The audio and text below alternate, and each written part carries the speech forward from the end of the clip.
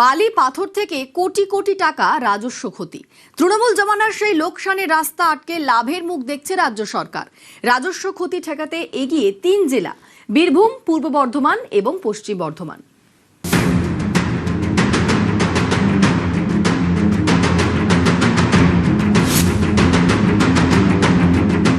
বালি থেকে পাথর গত 15 বছরে সব ক্ষেত্রেই পাহাড় প্রমাণ দুর্নীতির অভিযোগ উঠেছে।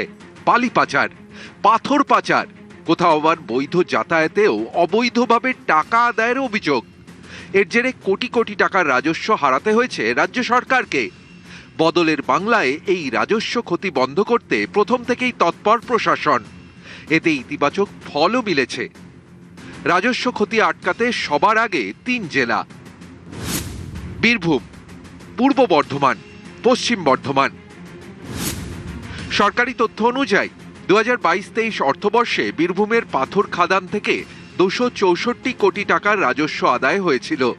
পরের বছর তা কমে দাঁড়ায় 144 কোটি টাকায়। 2024-25 অর্থবর্ষে তা আরও কমে 132 কোটি টাকায় পৌঁছে যায়। অনেকের মতে দুর্নীতির কারণেই এভাবে পাল্লা দিয়ে বেড়েছে রাজস্ব ক্ষতির অঙ্ক। বদলের বাংলায় এই ছবিতে বদল। পালাবদলের পর মাত্র 1 মাসে শুধুমাত্র বীরভূম থেকে রাজস্ব আদায় হয়েছে প্রায় 83 কোটি টাকা। এভাবে চললে 1 বছরে কম বেশি 900 কোটি টাকা রাজস্ব আদায় হতে পারে শুধুমাত্র বীরভূম থেকেই।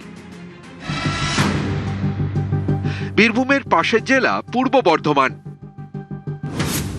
গত বছর অবৈধ বালি মজুতের উপর জরিমানা বসিয়ে রাজ্য আয় করেছিল প্রায় 10 কোটি 27 লক্ষ টাকা।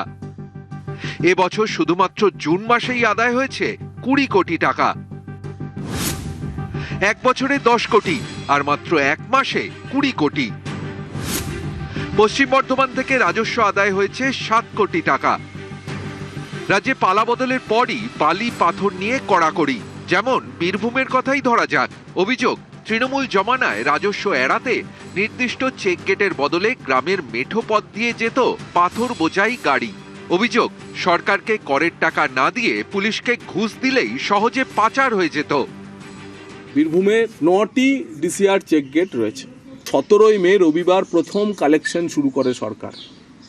প্রথম দিনের রাজস্ব সংগ্রহ ছিল 1 কোটি 20 লক্ষ টাকা। দ্বিতীয় দিন সরকারের কালেকশন ছিল 2 কোটি 30 লক্ষ টাকা। কোথায় 19 লক্ষ টাকা পার ডে সরকারের ঘরে রাজস্ব জমা পড়তে 1 বছর আগে। আর ডবল ইঞ্জিন সরকার আসার পর প্রথম 2 দিনের কালেকশন একদিন 1 কোটি 20 লক্ষ টাকা আর একদিন 2 কোটি 30 লক্ষ টাকা।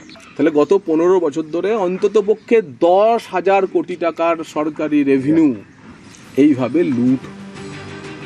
রাজ্যের 5 জেলায় রাজস্ব আদায়ের পারফরমেন্স ভালো হলেও 5 জেলাতে পারফরমেন্স আদায় খারাপ রাজস্বের ক্ষেত্রে।